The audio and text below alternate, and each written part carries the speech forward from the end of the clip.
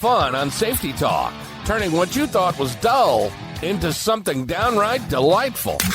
Get ready for a wild ride through the wacky world of safety, where laughs are guaranteed and learning about safety becomes as enjoyable as a day at the amusement park.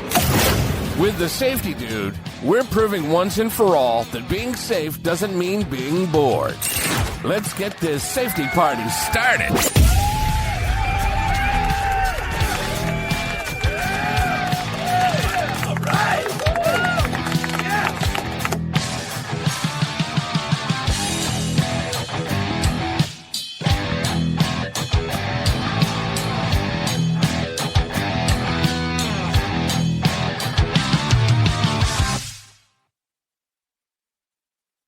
This is the Safety Dude Podcast, Episode 4, Building a Safety Culture. It starts with you.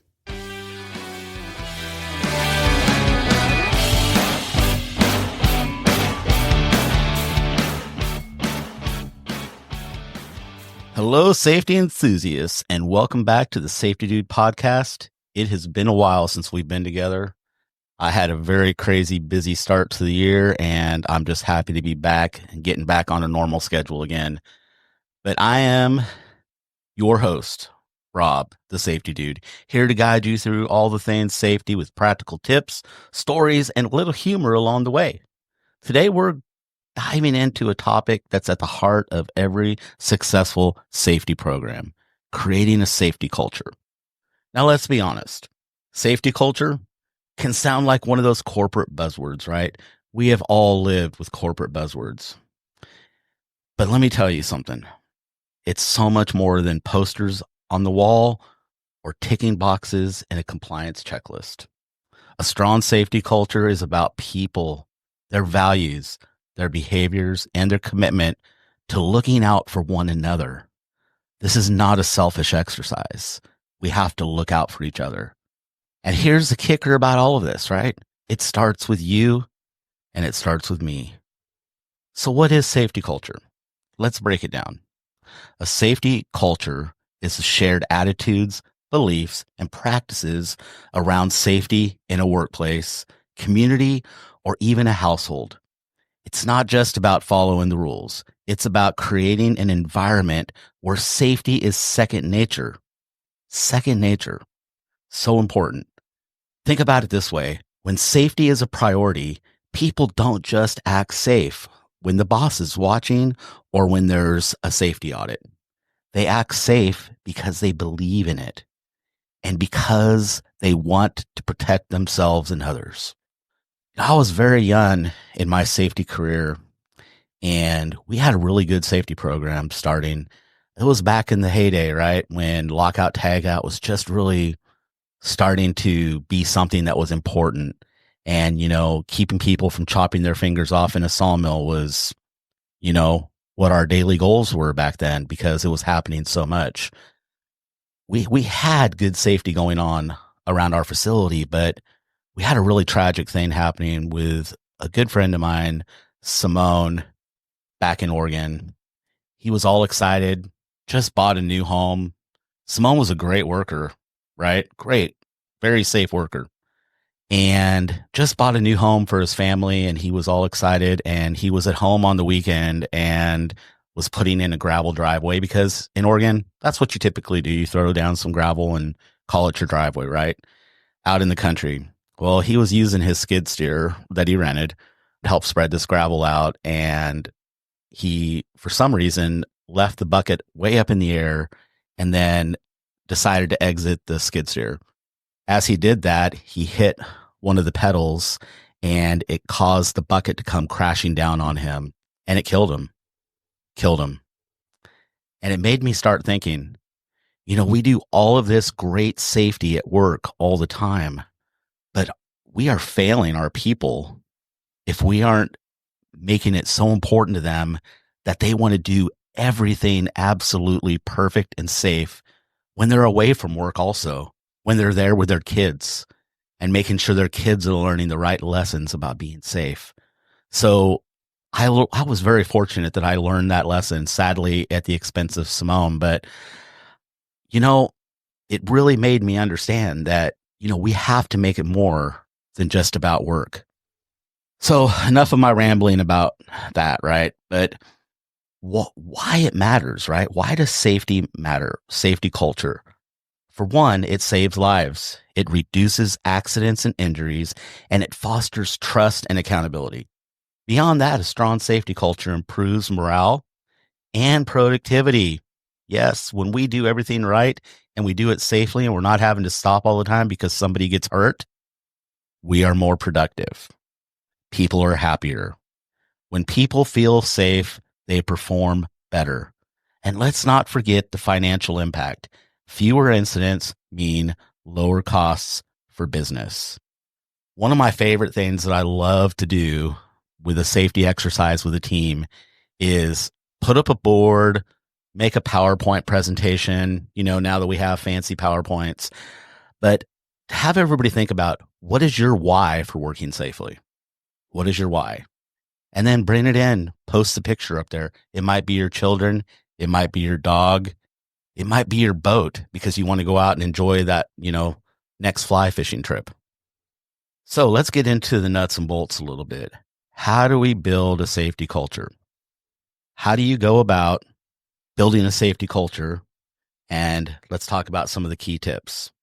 So first off, right, we have to lead by example. Whether you're the CEO, a manager, or a frontline worker, your actions set the tone. If you're serious about safety, others will be too. Walk the talk, wear your PPE, follow safety protocols, and speak about the risks.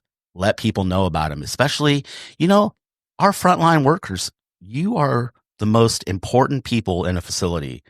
And think about it. You've been working there for 20 years, and then that new person comes on board and they're like looking to you for answers. If you're not doing things the right way, what are they going to do? They're going to follow you into the dark side of doing things not the right way. So let's make sure we do things the right way. It doesn't matter who you are.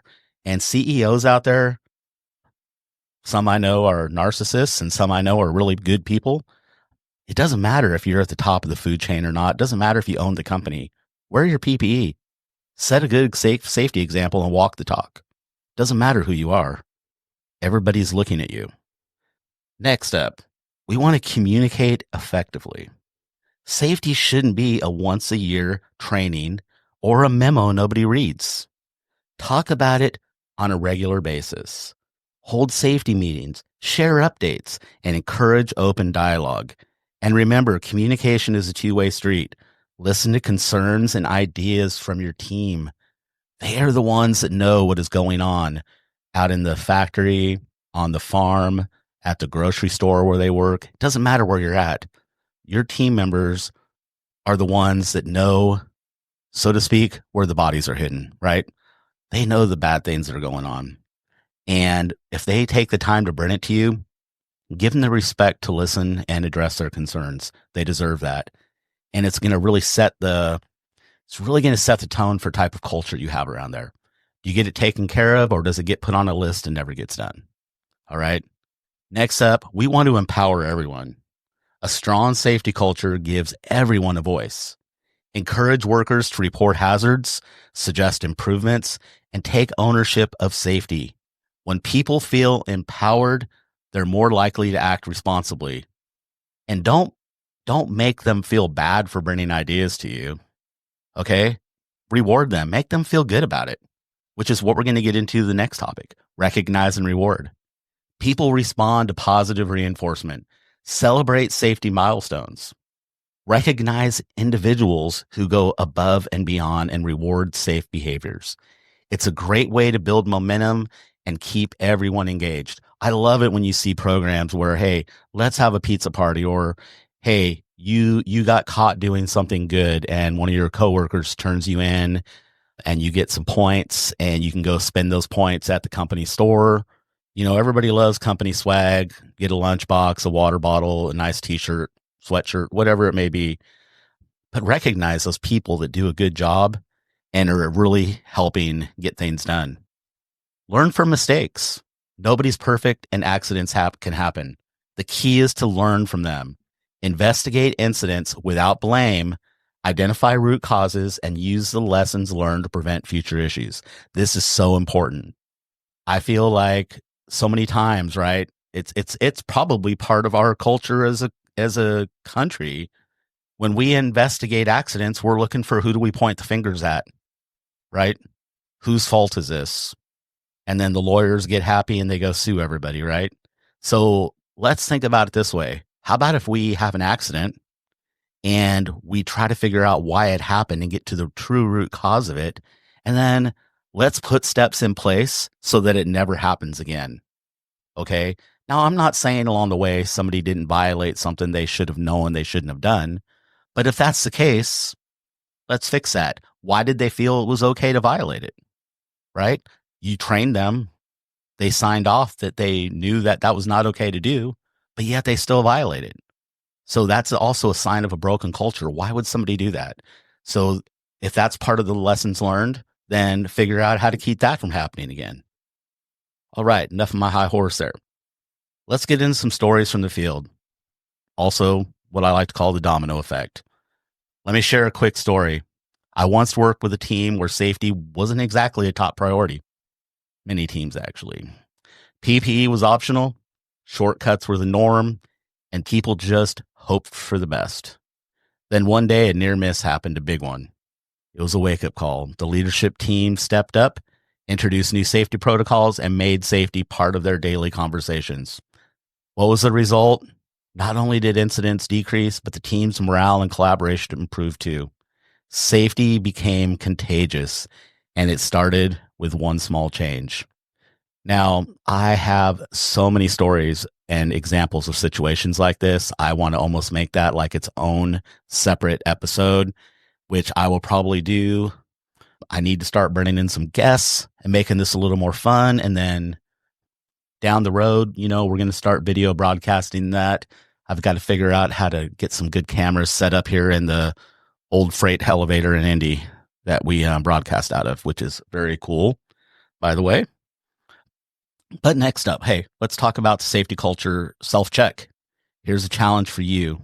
Take a moment to reflect on your own environment and ask yourself, is safety a priority or is it an afterthought? Do people feel comfortable speaking up about risks? Are there clear safety goals and accountability measures? If the answers aren't what you'd like them to be, that's okay. Building a safety culture is a journey, and it starts with small, consistent steps. And I'm here to help in any way that I possibly can with my company, Legacy Safety Group. And, we work with a lot of great companies to help them improve their safety culture. And it takes time. It's not a snap your fingers and get in there and make it happen, but one little step at a time. And you start to see those rewards, and pretty soon it becomes contagious and it spreads like a wildfire. So here's our call to action. I would like everybody just this week to really reflect on those questions.